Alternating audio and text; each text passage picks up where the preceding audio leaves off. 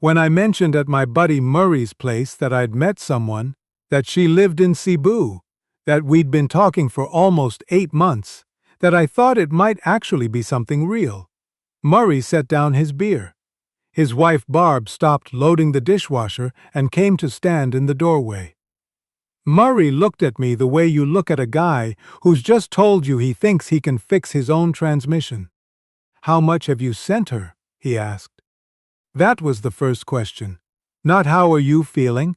Not "tell me about her." Not "that's wonderful, Phil." Just "how much have you sent her?" I hadn't sent her anything, but it didn't matter. The question itself told me everything about what the next several months were going to look like. I was 63 years old, retired after 31 years as a licensed electrician in Calgary. My wife Ruth had passed away 4 years earlier, pancreatic cancer, gone in 5 months from diagnosis to the end. My kids, Heather and Scott, had been amazing through all of it. Neighbors brought food. My union brothers showed up and helped me clean out the garage. People were good. But after a year, the casseroles stopped coming, and the phone calls got further apart, and eventually I was sitting in a 2-bedroom condo in Mackenzie Town at 10 o'clock on a Tuesday night with the television on and not really watching it. There wasn't anything wrong with my life. I had my pension, my OAS coming in on top of it, my health. I walked every morning along the Bow River pathway. I volunteered at the food bank on Wednesdays. I had enough, but enough is a strange kind of quiet when you've spent 30 years in a house full of noise. I joined a Facebook group for people researching retirement options in Southeast Asia, not because I was seriously planning anything, mostly because I was curious, and curiosity is one of the few things that doesn't cost money. I read posts about Chiang Mai, about Penang, about different islands in the Philippines. One evening I uploaded an old black and white photograph I'd found online, a colonial-era street in Cebu City, taken sometime in the 1920s. I asked if anyone recognized the location. Mylene replied within 20 minutes. She told me it was Colon Street, the oldest street in the Philippines, she said, and she'd walked it as a kid with her grandmother. She described what it looked like now compared to the photograph, pointed out a detail in an archway I'd completely missed, and recommended a book on Cebuano history I'd never heard of. It wasn't a flirtatious message. It was the kind reply you get from someone who genuinely knows what they're talking about and is glad to share it. I thanked her, she replied, and as far as either of us was concerned, that was the end of it. Except it wasn't. 3 days later, she posted something in the group about a heritage building being demolished in Cebu. I commented, she replied. We ended up in a thread together for an hour before I realized I was smiling at my phone like a man with no business smiling at his phone. I sent her a direct message. She answered. We weren't talking about romance. We weren't talking about the future. We talked about history and food and what Cebu was like in different seasons, and whether I'd ever tried care and what I thought of the difference between a Calgary winter and, well, anything else on Earth. Mylene was a registered nurse working at a private hospital. Her son Nico was 15. She had been on her own for 6 years. She never once mentioned money. The months went by the way months do when you're actually paying attention to them. I looked forward to her messages. I'd see something interesting on my morning walk and want to tell her about it. One evening she sent me a voice message because her hands were occupied with folding laundry, and she'd been in the middle of a thought she didn't want to lose. I sat in my kitchen listening to her voice for the first time. Her accent, the way she laughed at herself mid-sentence, and something shifted that I didn't have a clean word for yet. I want to be honest about something, though, because people always want the clean version of a story, and the clean version leaves out the part where you question everything. There was one particular conversation, one that came very close to ending all of it before I ever booked a flight. I'll get to it. But first you need to understand what I was walking into, because the outside pressure didn't come from strangers on the internet. It came from the people who knew me best and that made it a different kind of hard. It started with Murray. Then it spread the way things spread in a small social circle, until everyone seemed to have an opinion they felt entitled to share. A retired engineer from my old crew sent me a long email with links to news articles. My neighbor Ken knocked on my door one Saturday and asked if I'd considered what would happen to my RRSP if things went sideways. He said he wasn't judging me. He was just thinking about the practical side of things. The practical side of things. As if love at 63 is a business decision that needs due diligence. But it was my daughter Heather who made it the hardest. Heather is 38. She's sharp, she's protective, and she loved her mother deeply. When she called me one Sunday afternoon and asked if she could come over, I knew from her tone what kind of conversation it was going to be. She showed up with her laptop. She had screenshots. She had printed articles. She had found a Facebook group specifically for Canadians who had been scammed in overseas relationships, and she had read through it carefully and bookmarked the cases she thought were most relevant to mine. She laid everything out on my kitchen table the same way she would have laid out a report at work. "Dad," she said, "I just need you to see what the pattern looks like." I looked at the articles. I read the comments. Men who had wired tens of thousands of dollars. Men who had sold their houses. Men who had signed over their savings and then watched the other person disappear. I read about a retired teacher from Kelowna who lost his pension in 8 months. A widower from Moncton whose adult kids had stopped speaking to him after he sold the family home. I sat at my kitchen table for a long time after Heather left.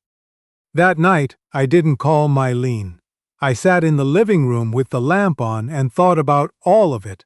I thought about Ruth and about how she would have seen this situation and what she would have told me. I thought about whether I was a 63-year-old man who had confused loneliness with love and kindness with something more. I thought about whether everyone around me could see a pattern I couldn't because I was too close to it.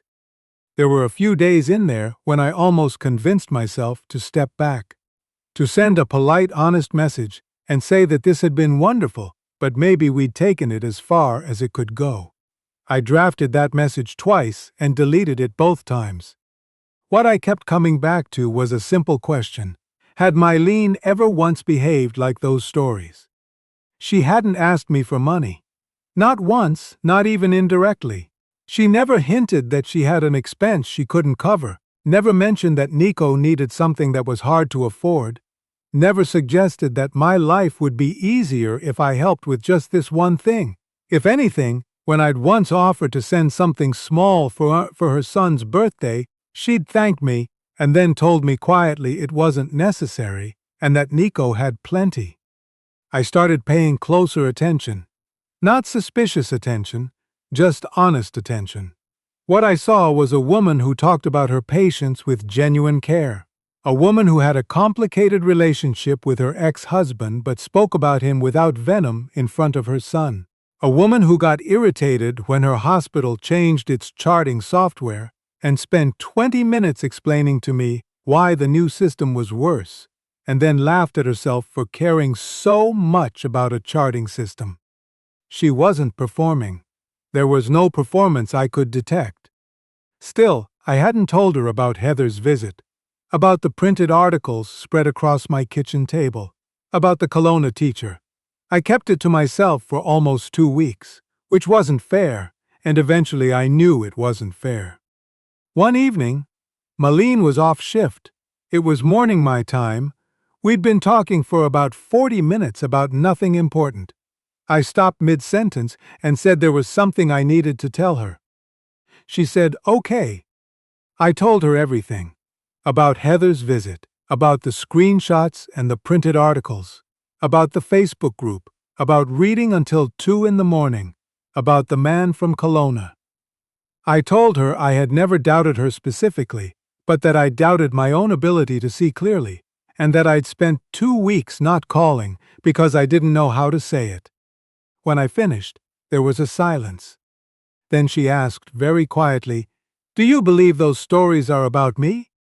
I didn't answer right away. I said I didn't think so. I said I'd never seen anything in her that matched those patterns.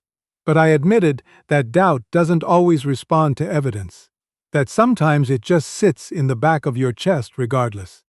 She was quiet again for a moment. Then she said, "I think your daughter was trying to protect you. I would do the same for Nico."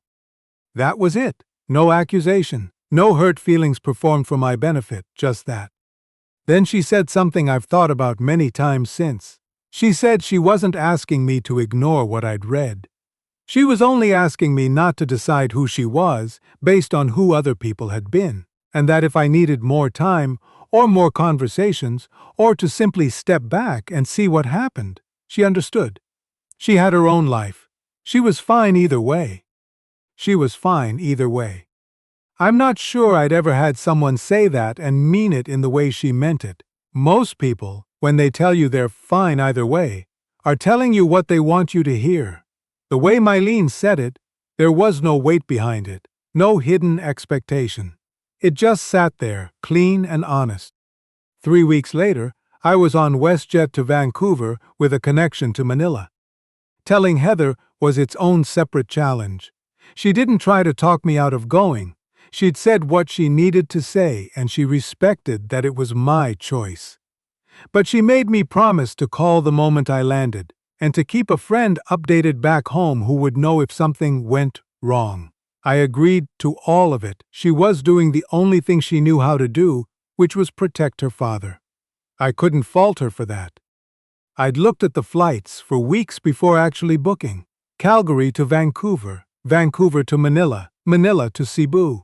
14 hours in the air at minimum, not counting layovers. I'd open the WestJet and Philippine Airlines pages, look at the prices, close my laptop, tell myself I'd decide tomorrow. I probably did that 15 times. Because buying the ticket meant something different from talking about going. It meant I'd actually be standing in an arrivals hall in a city I'd never visited, looking for a woman I'd only ever seen on a phone screen. What finally made me book it was something small. One afternoon, Mylene mentioned offhandedly that she'd been looking at a travel nursing contract in Riyadh. Better pay. She was thinking about it seriously for Nico's education. She wasn't telling me as a hint. She was telling me because we told each other things. But I realized, sitting there, that life was going to keep moving whether or not I got on a plane. And I wasn't willing to watch it move without having at least tried. I booked the flight that evening. The first thing that surprised me about arriving in Cebu was how fast the anxiety drained away.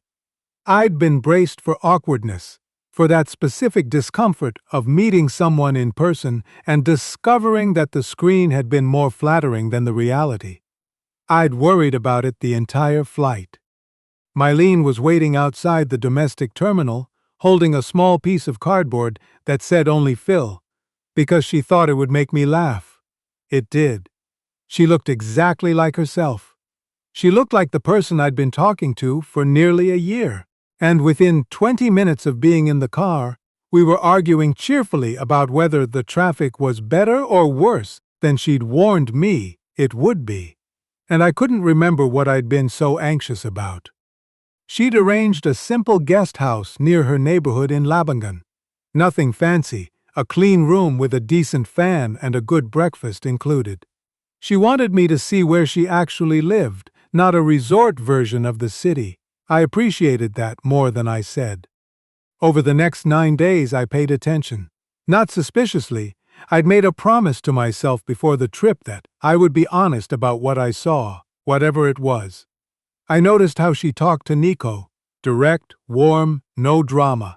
I noticed how she was with her colleagues at the end of a shift, how she moved through the ward without performing competence, just having it.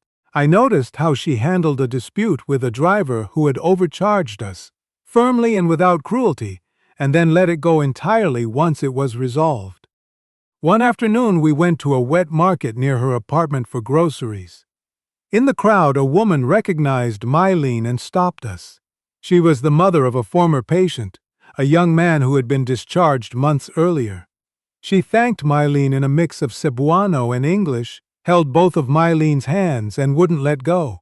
Mylene deflected everything the woman said, insisted the whole nursing team deserved the credit, asked about the son's recovery with the kind of specific interest that told me she genuinely remembered him.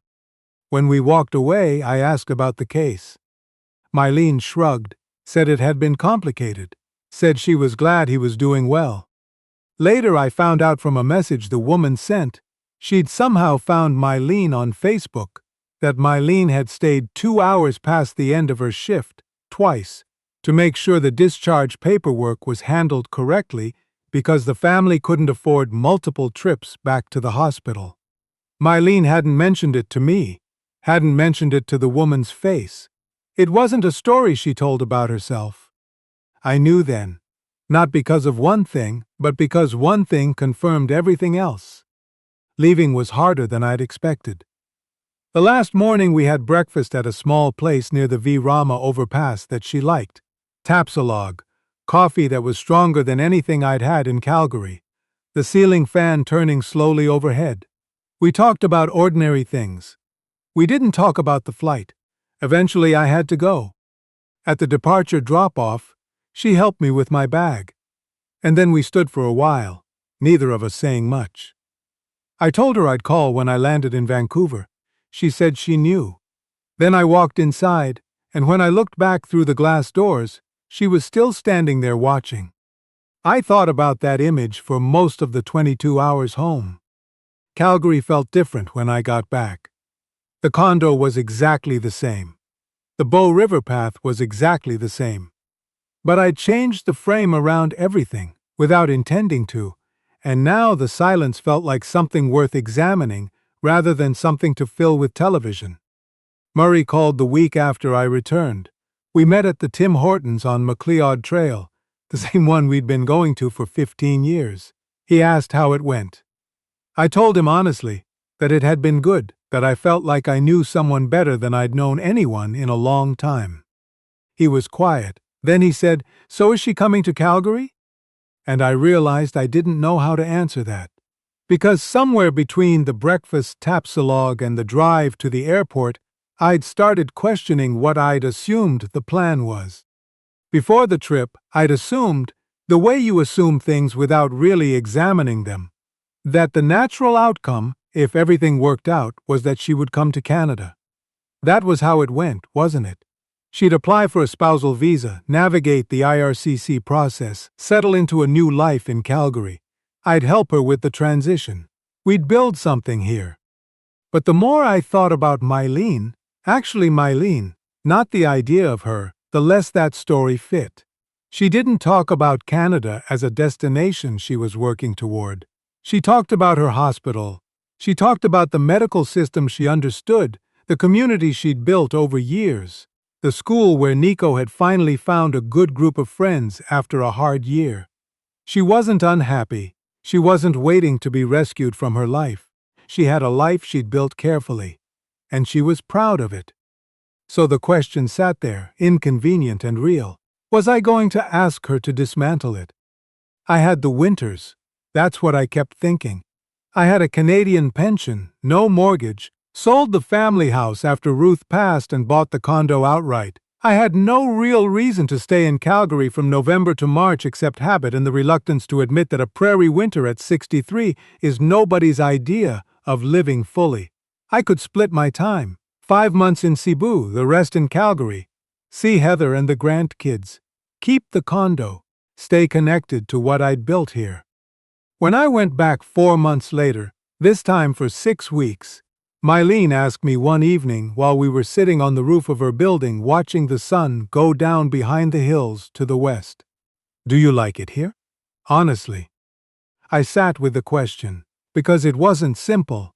It was an invitation to admit something. I told her I liked it more than I'd expected, that the heat was something I was still adjusting to, that the traffic made my blood pressure interesting, but that I hadn't felt this present in years. That in Calgary I had a routine, and the routine was fine, but presence is a different thing from fine. She nodded and looked back out at the hills and didn't say anything else for a while. about 8 months after I'd first come to stay in Cebu for an extended stretch. And I want to be honest about this, because I told you I'd come back to it. Something happened that made me quietly wonder, for a couple of weeks, whether Murray and Heather and all of them had been right after all. It wasn't about Mylene, it was about me. 8 months in the middle of a hot April, I had a stretch of about 2 weeks where everything felt wrong in a way I couldn't explain. The heat got to me. I missed being able to get in my truck and drive somewhere without navigating traffic for 40 minutes first. I missed Heather's kids on a random Saturday. I missed, strangely, the quiet, particular loneliness of a Canadian winter. The kind of quiet where you can see your breath and hear nothing but snow settling. I was short-tempered about things that didn't deserve it. I snapped at Mylene once over a miscommunication about dinner that didn't matter at all. One night she said, very gently, that she thought I was homesick and that there was nothing wrong with that. I argued with her, told her I wasn't homesick, that I was fine, that I'd just had a bad week. She let me argue. When I finished, she said we should book my flight to Calgary for the following month. A little earlier than planned, and that Nico had an aunt in Tagbilaran he hadn't visited in a while, so the timing actually worked out fine on her end too. She made it easy, not as a sacrifice, not as a consolation. She made it easy because she understood something I was still learning, which is that love doesn't require the other person to pretend they don't have needs. That was the thing everyone who'd warned me had missed. When they pictured this situation, the image they'd built was of someone performing patience and selflessness to get what she wanted from me. What they hadn't imagined, because it didn't fit the story they'd already decided, was a woman who was genuinely capable of separating her love for me from her expectations of what I was supposed to be. I flew home. I stayed 2 months. I drove out to Drumheller for no reason except that I felt like seeing the Badlands. I had coffee with Murray. I watched the aspens go gold in September and felt the particular bite of Alberta autumn coming in, and then I went back to Cebu. Murray and I met at the Tim Hortons before I left. Same table. He asked a slightly different question this time. He didn't ask about the money or the visa or any of the practical side of things. He just asked how it was actually going. I told him, honestly, the way old friends can when they stop performing for each other. He was quiet for a long moment. Then he said, I think I owe you an apology. I told him he didn't. He'd done what a good friend does, which is say what scares him and then let you make your own call. He nodded slowly, said he was glad it was working, said it was harder to see from the outside than he'd realized. Heather came to visit the following January, her husband, both kids, a full week. I was more nervous about it than I'd expected. I wanted her to see it. I wanted her to walk through a Cebu market and eat lechon at CNT and spend time with Nico and understand, finally, that this was not a story from a Facebook page. She arrived careful and observant, the way Heather has always been. She was polite to Mylene, genuinely polite, not performatively polite. By the third day, she was asking Mylene detailed questions about nursing and hospital administration. By the end of the week, they were up past midnight, talking about how triage was handled differently in the Philippine system and what Heather's hospital back in Calgary might actually learn from it. On her last morning, Heather and I sat on the rooftop before the rest of the household was awake. She had coffee.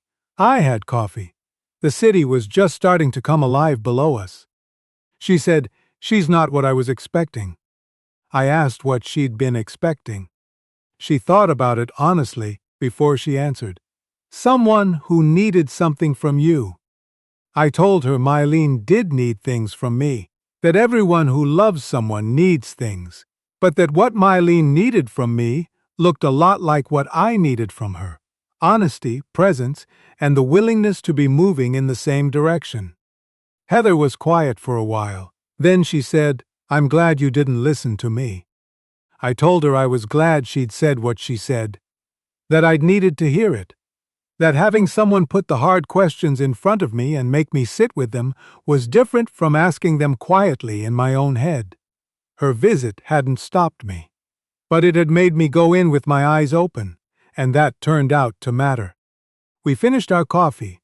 The city came fully awake around us. Mylene and I were married 18 months ago in a small ceremony in Lapu-Lapu City. Her family, Heather and Scott, Scott's girlfriend who flew in from Toronto, Murray and Barb, who I think surprised themselves by how much they enjoyed it. Nico is 17 now. He calls me by my first name, which seems exactly right to me. I'm 66 this year. I split my time the way some people split it between a summer cabin and home. Some mornings I sit on the rooftop with my coffee before anyone else is up, and I think about that night in Mackenzie Town when I almost sent the message telling her I was stepping back. I think about Heather's printed articles on the kitchen table. I think about Murray's face in the Tim Hortons. They were trying to protect me. I understand that completely.